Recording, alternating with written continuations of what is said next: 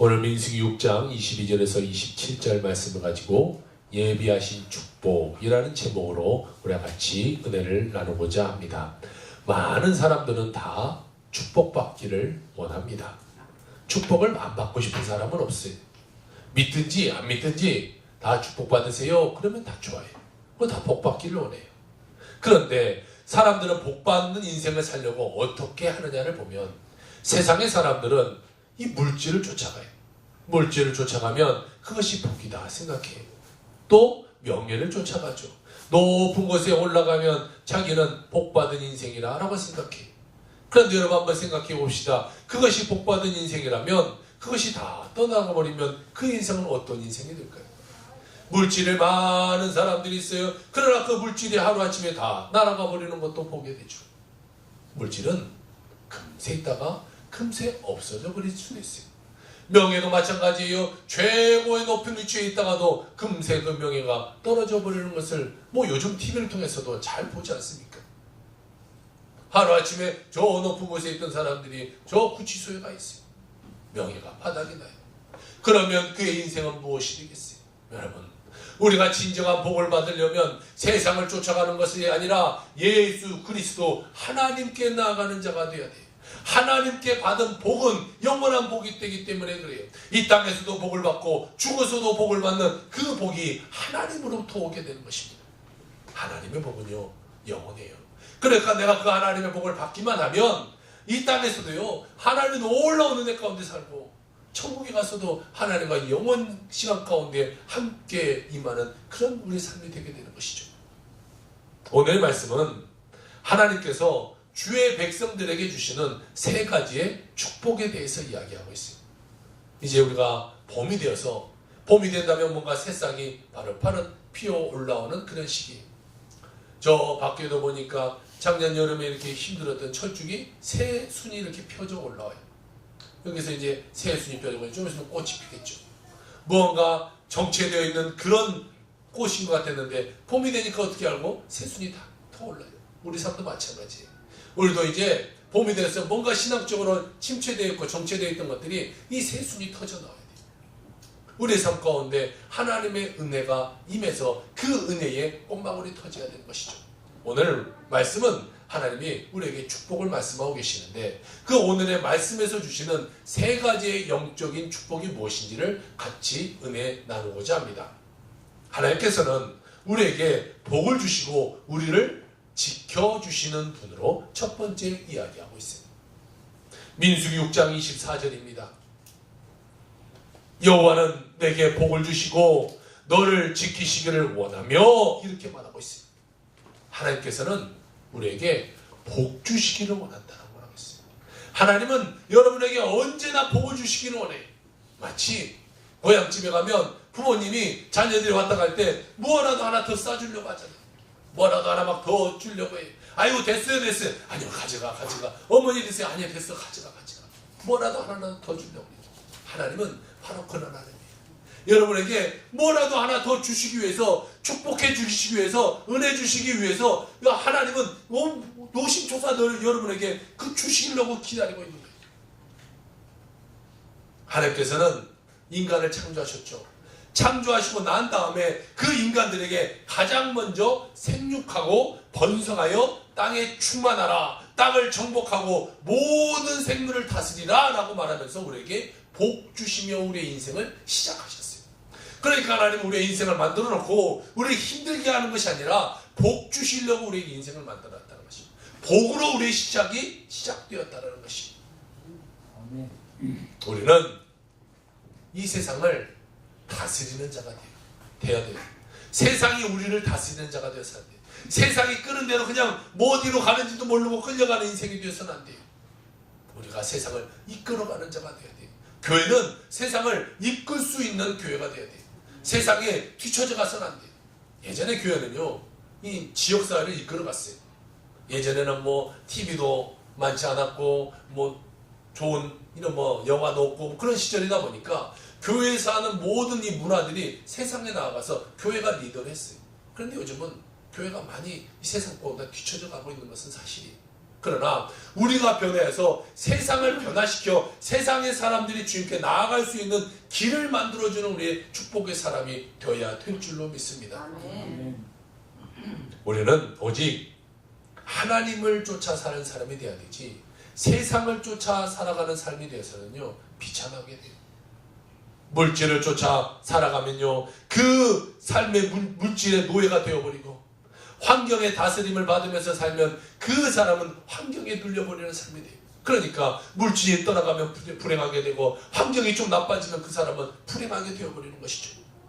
우리는 환경을 다스리고 물질을 다스리며 하나님의 영광을 나타낼 수 있는 그런 주의 백성이 되어야 될 줄로 믿습니다. 아멘. 하나님께서는 아브라함을 75세 때 부르시죠. 그리고 그를 믿음의 조상이 되게 하실 때에 그에게 이런 말을 해요. 내가 너에게 복을 줄 것이다. 너는 복이 되라. 이렇게 말하고 있어요. 너는 복이 되라. 하나님이 너는 복이 되라 라고 하나님이 말씀하여 주셨다는 것이요. 창세기 12장 2절에 보니까 내가 너로 큰 민족을 이루고 내게 복을 주어 내 이름을 창대하게 하느니 너는 복이 될지라 라고 말하고 있어요. 하나님이 너는 복의 근원이 될 거야 라고 하나님이 지금 예언해 주시고 계시는 거예요. 아브라함을 부르실 때도 하나님은요 복 주시기 위해서 그를 부르신 거죠. 하나님은 무에서 유를 창조하시는 분이에요. 아무것도 없는 중에서도 모든 것을 만들어내시는 분이에요. 우리 사람들은 그래요. 아이 그게 지금 아무것도 되지 않는데 어떻게 그것이 될 수 있습니까? 그것이 되려면 이런 과정이 돼야 되고 어느 정도 단계에 올라와야 그 다음 것이 되지요 라고 말해요. 그러나 하나님은요 아무것도 없는 중에서도 만들 수 있어요.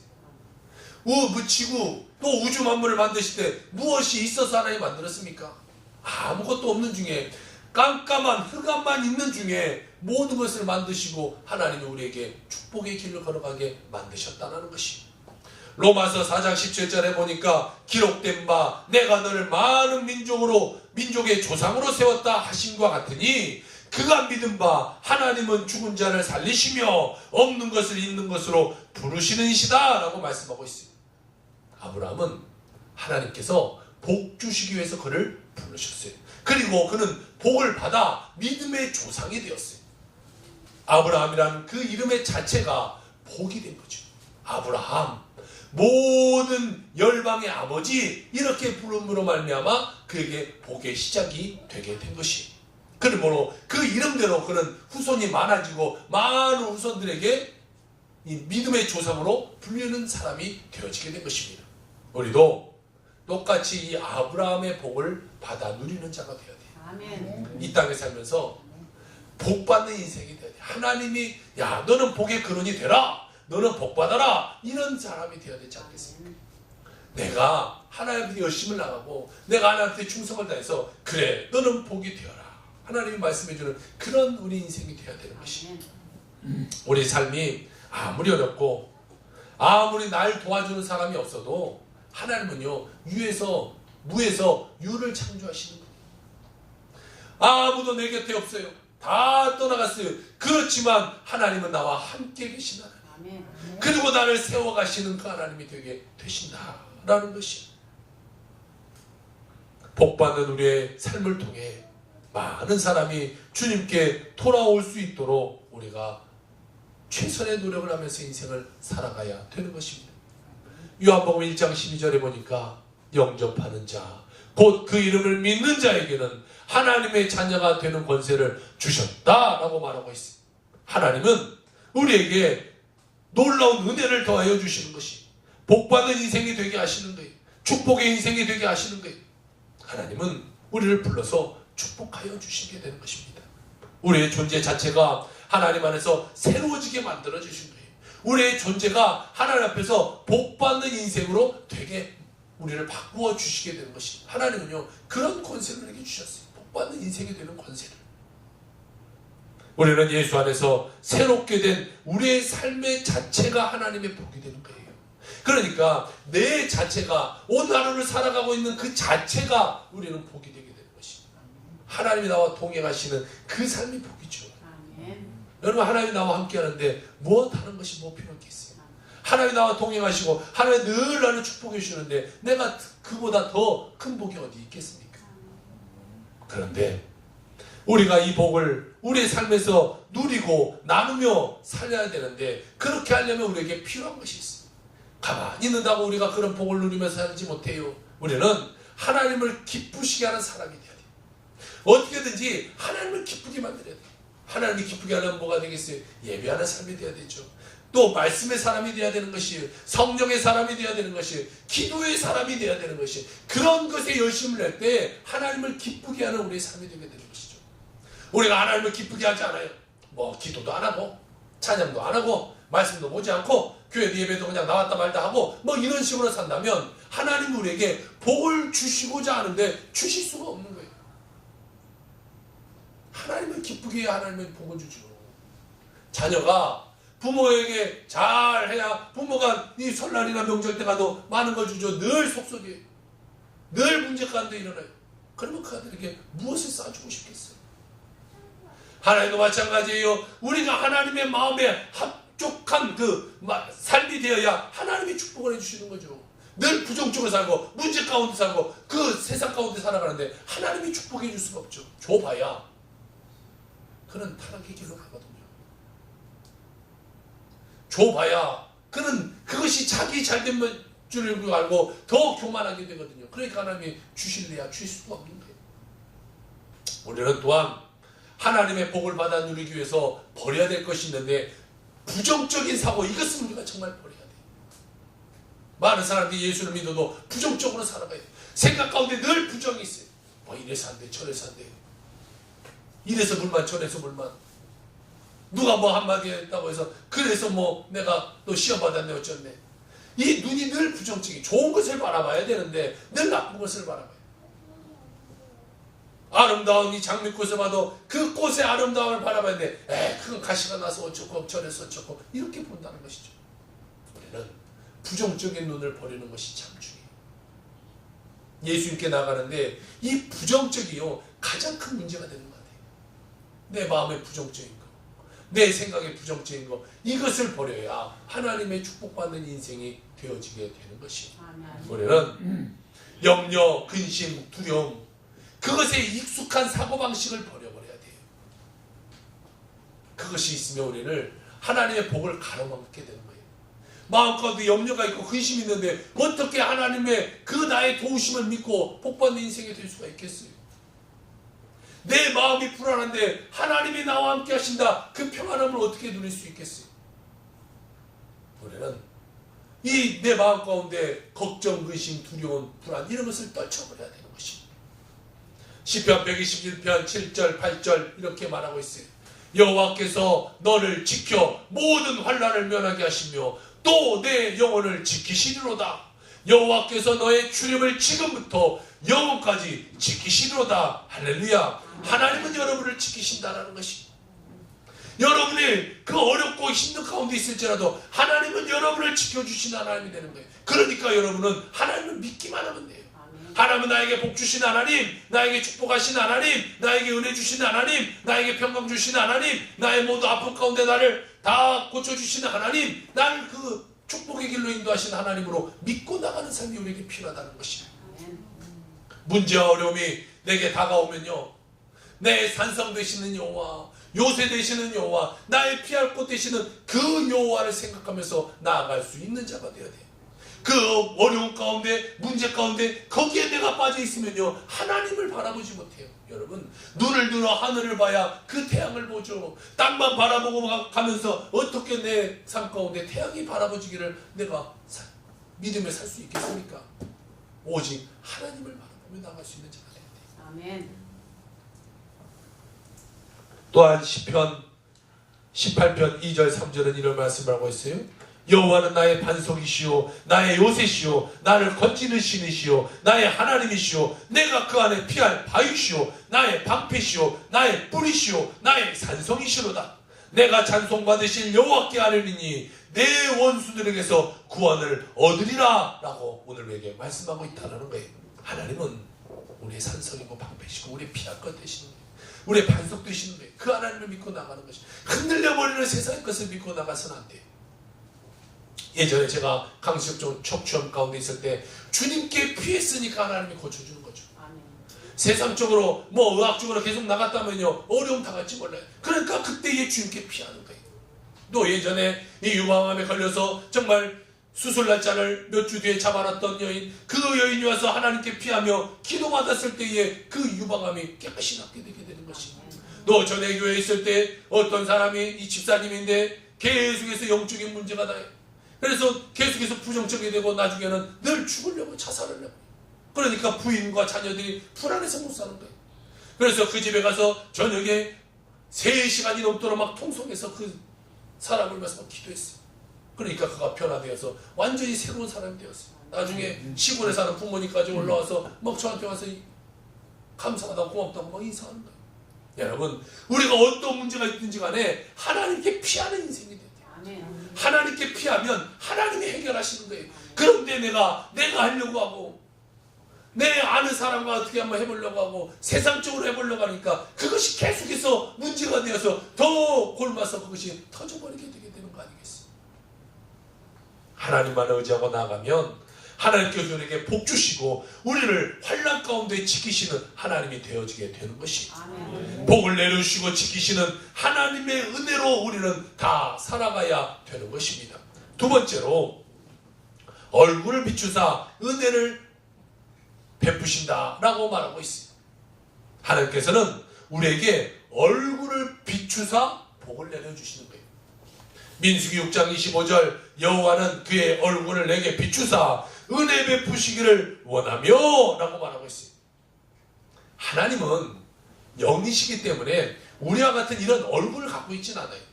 그러면 얼굴을 비추사 이것이 무엇이냐? 이것은 하나님의 대표적인 성품을 지금 우리에게 보여주신다, 나타내신다, 그것을 말하고 있는 거예요.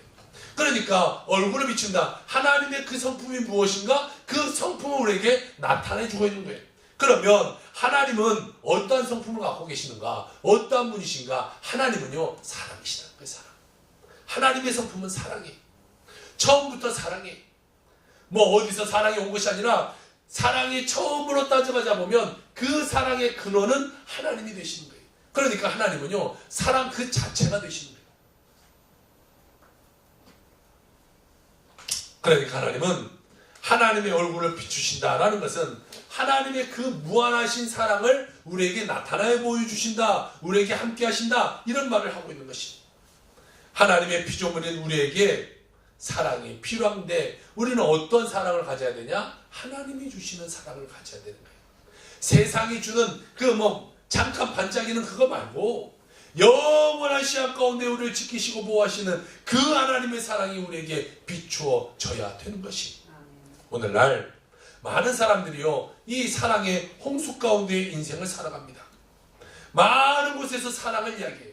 여러분 드라마를 봐도 그렇고 노랫말 가사를 봐도 그렇고 소설을 봐도 그렇고 TV에 광고를 보다 그렇고 다 모든 것은 사랑 늘 사랑 이야기밖에 없어요.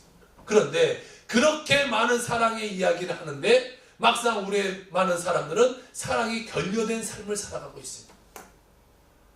예전보다 우리의 사랑이 많이 없어져 가고 있어요. 여러분 여러분의 삶을 한번 보세요. 주위를 한번 보라보세요. 예전과 같은 그런 사랑이 없잖아요. 예전에 시골에 살 때는요 누가 무슨 축복한 일이 있으면 막 동네 사람 다 불러서 잔치, 그리고 막 사랑을 같이 나누죠. 떡 하나만 해도 같이 막 나눠 먹고 그래요. 근데 요즘의 사람은 어때요? 옆집에 누가 사는지도 몰라요. 윗집에 누가 사는지는 언제 아느냐? 시끄럽게 해서 뛰어 올라갈 때 그냥 문 두드리고 너 이제 조용히 좀 해. 이때서 얼굴 한번 보지 언제 얼굴 봐요? 못 봐요. 누가 사는지도 몰라요. 사랑이 결여된 그런 삶 가운데 우리가 살아가고 있다는 것이죠. 왜 이렇게 우리 사람은 사랑을 많이 말하고 있는데 목말라하고 있느냐?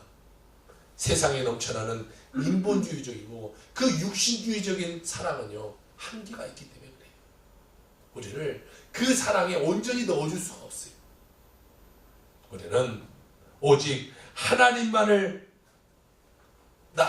나아갈 때 하나님이 주시는 그 사랑을 받게 되고 그 하나님이 주시는 사랑을 받게 될 때에 우리는 참된 만족, 참된 행복을 누리며 인생을 살아가게 되는 것입니다. 아멘. 하나님으로부터 오는 그 빛이 비춰지면 우리에게요 걱정, 근심, 문제 그것이 다 떠나가게 되어 있어요. 그러니까 하나님의 빛이 비춰지는 곳에 나가야 되죠. 우리가 뭐 비타민 D가 요즘 결여됐다고 그래요. 그러면 햇빛을 받으러 나가야 되죠. 깜깜한 방 안에만 있으면서 비타민 D가 충전되라 그러면 충전되지 않아요. 내가 어렵고 힘들어요. 내 속에 불안과 걱정과 근심이 많아요. 그러면 꽁꽁꽁 그것을 싸매고 나만 갖고 있는 것이 해결되는 것이 아니라 하나님 앞에 나아가야 되는 거예요. 하나님께 나아가기만 하면 그 하나님의 빛이 비춰주고 하나님의 빛에 비춰주기만 하면 근심, 걱정, 초조, 불안, 우울한 것은 다 떠나가게 되어 있다는 것이, 그러니까 우리는 하나님께 그것을 믿고 나아가서 맡겨야 되는 것이죠. 그러면요 걱정이 없어요. 우리 삶 가운데 문제가 없어지는 거예요. 시험, 환난, 핍박이 다가온다고 할지라도 그 사랑의 빛이 비춰주면 그 모든 것을 우리는 넉넉히 이기게 되는 것입니다. 여러분 생각해보세요. 나에게 강력한 믿음이 있어요. 하나님이 그 나를 해결할 수 있다. 하나님 반드시 이것을 나를 통과하게 하실 것이다 라는 믿음이 있어요. 그러면 그것이 다가와도 나는 걱정이 없는 거죠. 왜? 하나님이 하실 거니까. 그런데 믿음이 없어봐요. 나는 이거 못해. 난 이거 하면 죽을 거야. 이거 하면 나는 문제 당할 거야. 그러고 믿음 없이 그걸 나가면요 반드시 거기에는 지게 돼 있어요. 뭐 권투 선수들이 권투하기 전에 막 서로 막 이렇게 눈을 쳐다보잖아요. 막 기싸움을 해요. 그 기싸움에서 지면 그는 권투에서 진다고 그래요. 그 기싸움에 이기는 거예요. 그건 뭐냐면 내 막 컨트롤 하는 거죠. 내가 잘 이길 수 있어. 이 사람 나 이길 수 있어. 반드시 난 KO로 이길 거야. 막 이것을 말하면서 눈으로 비치는 거예요. 그럼 그 눈빛에 벌써 기가 누르면 나는 저 사람한테 맞을 거야 라고 하면 그 맞아서 지게 되는 거예요. 여러분 하나님이 우리에게 축복해 주셔서 나는 할 수 있다 라는 믿음이 있으면요 여러분 어떤 것이 문제겠어요? 여러분 앞에 맡고 있는 그 어떤 근심 걱정이 뭐가 문제가 되겠어요? 아픔이 문제가 되겠어요? 뭐 물질의 문제가 되겠어요? 자녀의 문제가 되겠어요? 그 어떤 것이 문제가 되겠어요? 하나님은 반드시 그걸 뚫고 나간다라고 믿음이 있으면 그것 가운데 우리는 전혀 근심 걱정이 없게 된다는 것이. 아멘. 인생을 가는 동안 인생의 밤이 찾아와 어둠 속에 비칠 때에도 하나님의 사랑의 빛이 비춰주기만 하면, 우리는 그 빛을 따라가기만 하면 우리 인생은요 또 새로운 삶이 펼쳐지게 되어 있다는 것이. 그런데 우리의 삶에 모든 어려움을 밝혀주시는 사랑의 빛이 임할 때 그 빛을 기적적으로 모아주는 돋보기 같은 것이 있는데, 그것이 뭐냐? 찬양과 감사라는 거예요. 자, 많은 빛이 있어요. 그런데 돋보기를 이렇게 하면 많은 빛을 모아서 그것이 한 군데에 쏘아서 이건 불이 나기도 하고 그렇잖아요. 하나님의 사랑이 우리 삶 가운데 내려와요. 그런데 그것을 확 조명시켜주는 것이 뭐냐? 감사, 찬송이라는 거예요. 2차 전도 여행 때 바울과 실라가 전도를 가다가 한 귀신 들린 여자, 그래서 점치는 여종이 하나 있었어요. 그 여종은